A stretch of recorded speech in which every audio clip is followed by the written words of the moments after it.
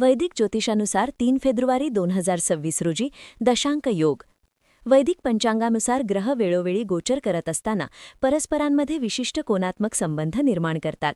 या संबंधांमधून काही योग घडतात जे मानवी जीवनावर सकारात्मक किंवा नकारात्मक परिणाम घडवून आणतात. असाच एक महत्त्वाचा आणि शुभ योग म्हणजे दशांक योग.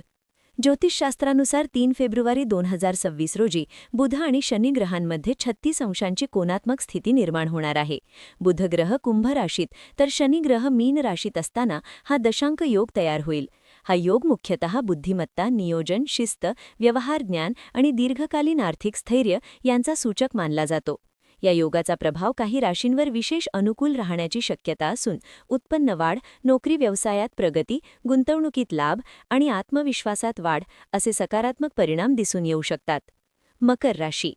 मकर राशीच्या लोकांसाठी दशांक योग लाभदायक ठरण्याची दाट शक्यता आहे. या काळात केलेल्या गुंतवणुकीतून चांगले आर्थिक लाभ मिळू शकतात.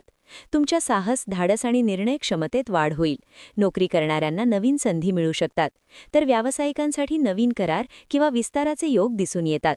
तुमच्या मेहनतीला मान सन्मानाची जोड मिळेल. भावंडांचे सहकार्य लाभेल. तसेच वाहन किंवा मालमत्ता खरेदीसाठीही हा काळ अनुकूल ठरू शकतो. कन्या राशी. कन्या राशींसाठी दशांक योग अत्यंत सकारात्मक परिणाम देणारा ठरू शकतो. उत्पन्नात लक्षणीय वाढ होण्याची शक्यता आहे. व्यवसायात नव्या योजना आणि रणनीती यशस्वी ठरतील. पूर्वी केलेल्या गुंतवणुकीतून किंवा रखडलेल्या कामांमधून लाभ मिळू शकतो. नवीन व्यवसाय किंवा उपक्रम सुरू करण्याचा विचार यशस्वी ठरण्याची शक्यता आहे. मोठ्या व्यावसायिक डील्स पूर्ण होऊ शकतात.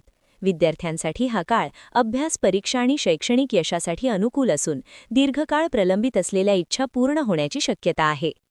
कुंभ राशी. कुंभ राशीच्या लोकांसाठी दशांक योग आत्मविश्वास वाढवणारा आणि संधी देणारा ठरेल. स्वतःच्या क्षमतेवर विश्वास वाढेल आणि महत्त्वाचे निर्णय घेण्याचे धैर्य मिळेल. नोकरी बदलायची इच्छा असलेल्या लोकांना चांगली ऑफर मिळू शकते. अचानक धनलाभाचे योग संभवात. नोकरीत नवीन जबाबदाऱ्या मिळू शकतात, ज्यातून भविष्यात प्रगतीचा मार्ग खुला होईल. व्यावसायिकांसाठी नवीन कामाची सुरुवात किंवा विस्तारासाठी हा काळ अनुकूल मानला जातो. तर आजचा हा व्हिडिओ आपणास कसा वाटला हे कमेंटद्वारे नक्की कळवा. व्हिडिओ आवडला असेल तर लाईक आणि शेअर करा. अशाच नवीन व्हिडिओसाठी चॅनलला सबस्क्राईब करायला विसरू नका.